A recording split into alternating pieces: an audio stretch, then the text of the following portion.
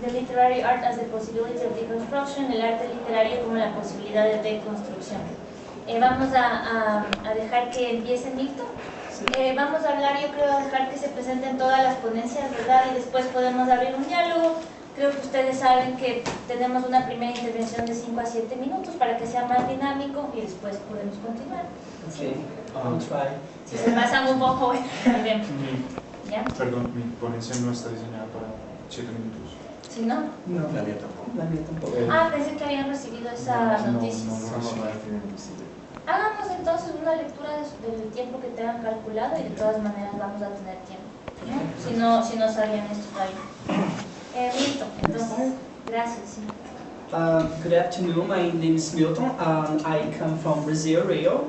My work is entitled It Pay Love, the Literary Art as Possibility of Deconstruction, and it was monitored by Professor Dr. Michelle Rosa de Candia. I'd like to, since we are dealing with literature, I'd like to start with 2 quotes. The first one is, when you begin a long journey into a self, said by Rumi, and the other is, one must still have chaos in oneself to be able to give birth to a dancing star. I'd like to call attention to the words journey, chaos, and dancing star. Journey is as a symbol for, I'm nervous, for the self-discovery, which is the whole idea, which is one of the ideas of the book I've been working with.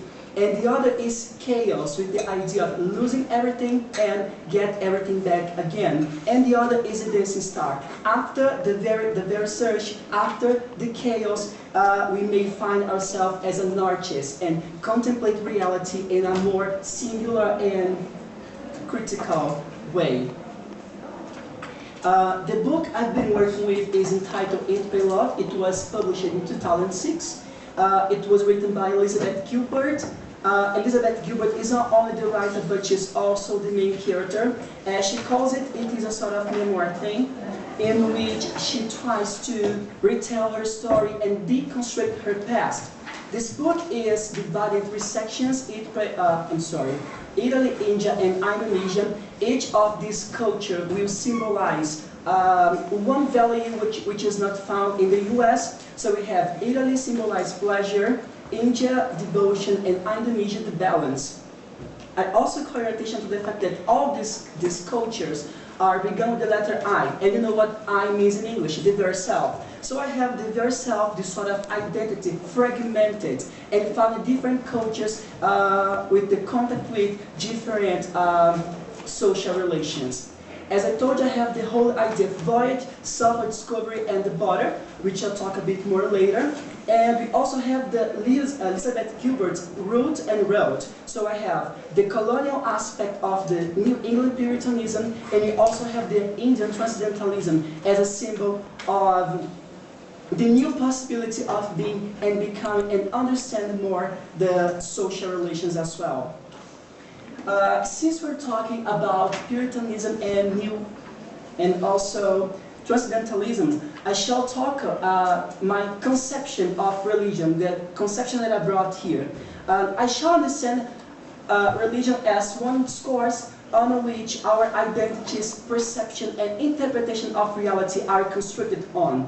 And talk of identity, in this discourse, in this scope, I have identity as something given, fixed as an essence as well.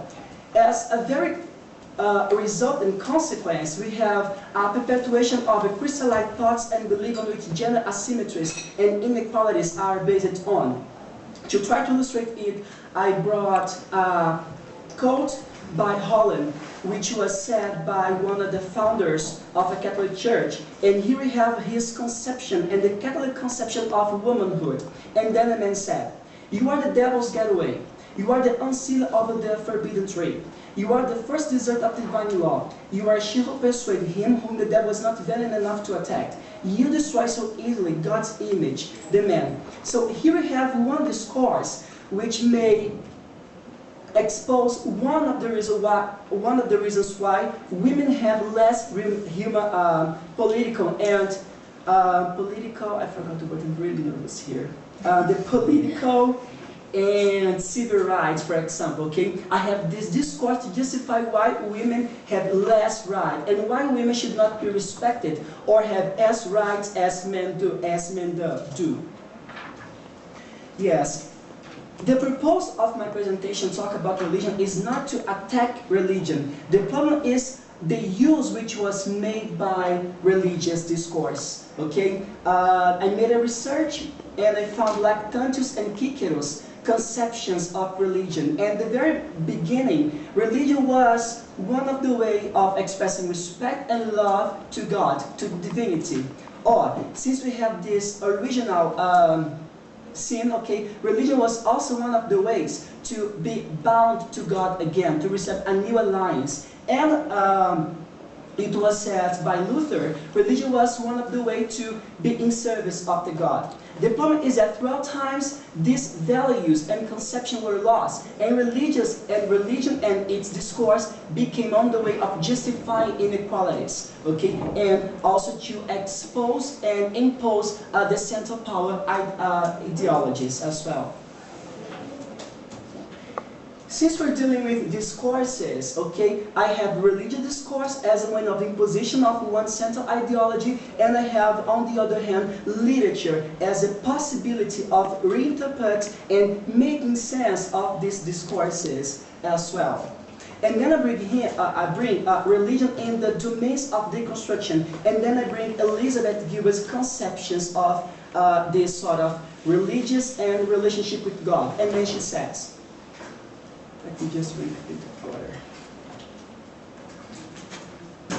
We do spiritual ceremonies as human beings in order to create a safe resting place for most complicated feelings of joy and trauma, so that we don't have to hold all those feelings around us forever. If we bring the right earthness to bring your homemade ceremony, God will provide grace. And that is why we need God. So I stood up and did a handstand on my guru's roof to celebrate the notion of liberation.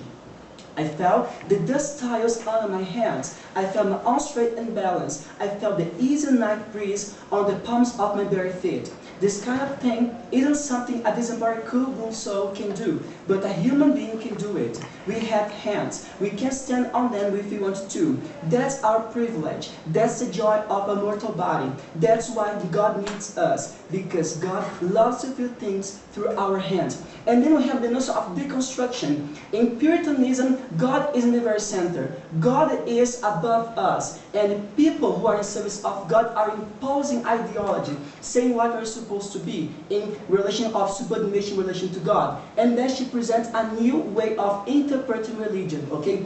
Instead of putting God above us, God may be in the very same place, okay? Because God needs us and us needs God as well. And it's not saying by means of imposition, by the means of the construction and deconstruction of literature, which explore the vastness of possibilities that we have as we are becoming. Yes.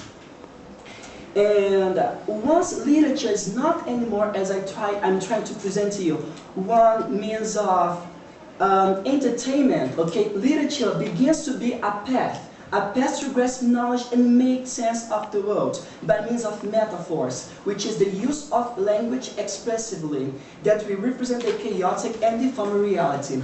I like this very idea of deformed reality because reality will never be perfect, because it will never encompass all our aspirations, okay? There will always be a central power, someone will make use of the power and will impose ideology. And then comes the artist, okay, with his or her critical and more singular perception of reality as well. And while I was writing my paper, some questions did guide this written. The first one was, how does Elizabeth Gilbert represent her main character, which is herself and her identities in Eat, Pray, Love? The second one was, of what chaotic and deformed reality is she talking of? What is the issue that she is bringing to questions through her literary work. And the final one was, how do the deconstruction and the possibilities which were suggested throughout the paper may intersect reality? I mean, if the literature is not for entertainment anymore, how can it dialogue, trace a dialogue and intersect reality? How can it somehow touches, okay, social issues, okay? And that was the main questions that did guide the reading of my paper.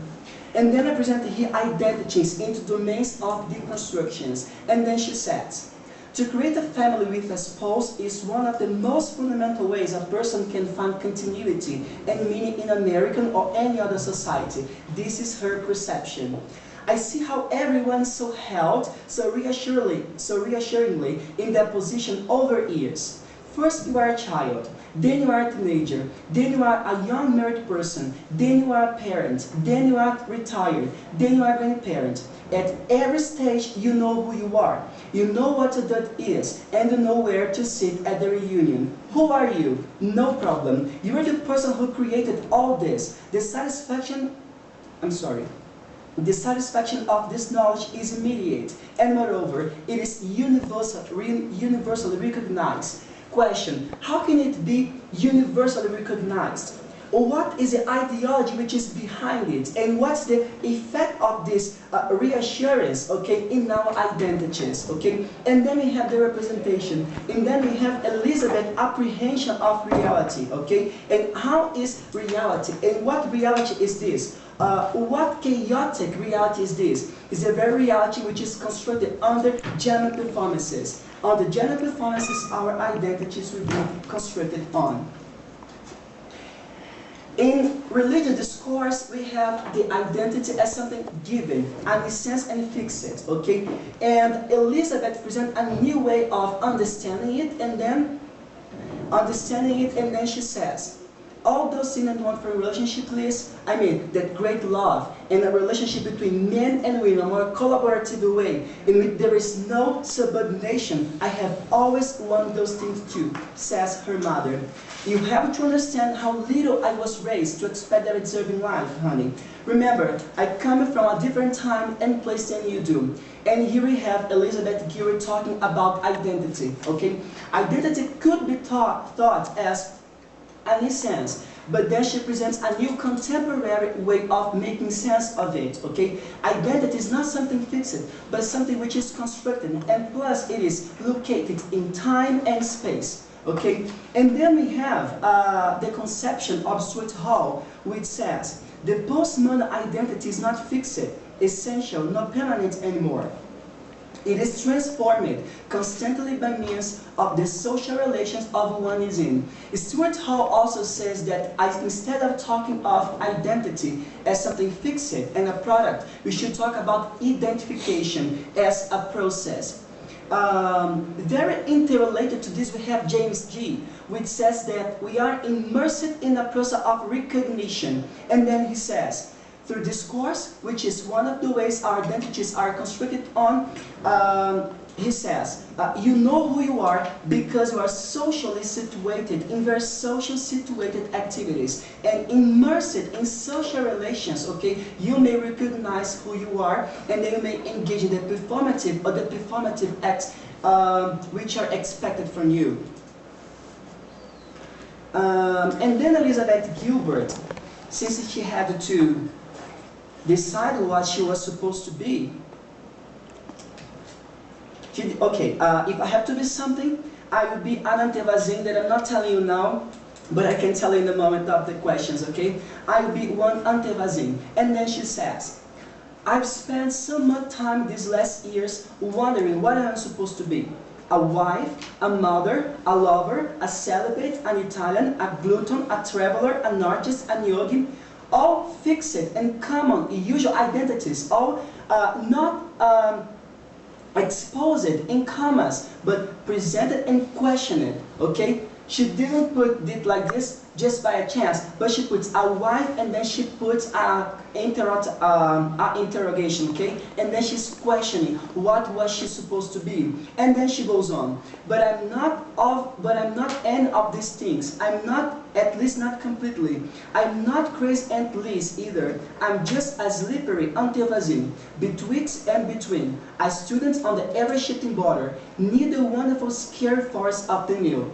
Okay, and then she places herself to construct and deconstruct her identity. She was anatevazim. She was an in-between process. Okay, and then I call attention to the ever-shifting border. What is this border? I have the voyage. I have the self-discovery. But what's the border? Border shall not be understood as being on the fence. Okay, but when you are on the border, you are not in place A. You are not in place B. But you are contemplating A and B to construct what you are, okay? And then she says, I am... Tá acabando já? Okay. Okay, this is the last one, I think. Okay.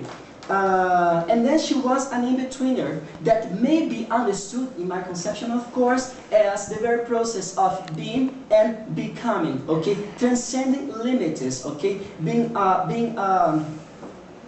Ahead, the central ideology, the central power imposition. And then I think we have also the representation of the identity coexisting with the presence of the difference, since I am on the border. The final one, the final considerations, okay, I present then literature and religious as discourses, okay?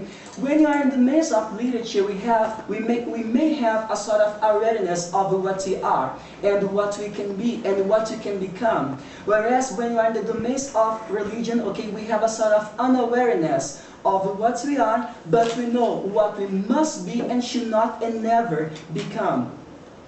When we are in the scope of literature, we have contact with the vastness of the possibilities, whereas in religion what we have are discursive and repetitive practices. When we are dealing with literature, we have question and the very notion of subversion, which lead us to understand literature as a process of dereconstructions of those crystallized thoughts and beliefs. Whereas when we are in the domains of religion, what we have are the conformity and acceptance of religious and moral values. Okay, so what we have is not the process of construction and recognition, but what we have is the reproduction of values that may not be so valuable nowadays in contemporaneity. I finalize my presentation with the following quote, and I hope you like it as I did. We were given life, and it is your duty, and also your entitlement as a human being to find something beautiful in life, within life, no matter how slight. Thank you.